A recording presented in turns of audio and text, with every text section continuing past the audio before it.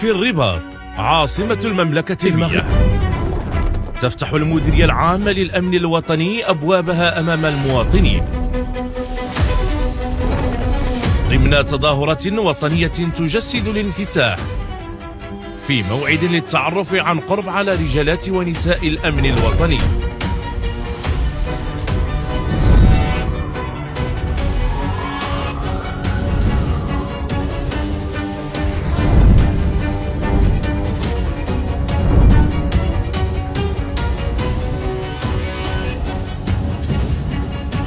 أيام تلتقي فيها مختلف المهن الشرطية عبر أروقة وعروض ميدانية وندوات وأنشطة للأطفال، وذلك بالشريط الساحلي لمدينة الرباط من 18 إلى 22 من مايو الجاري.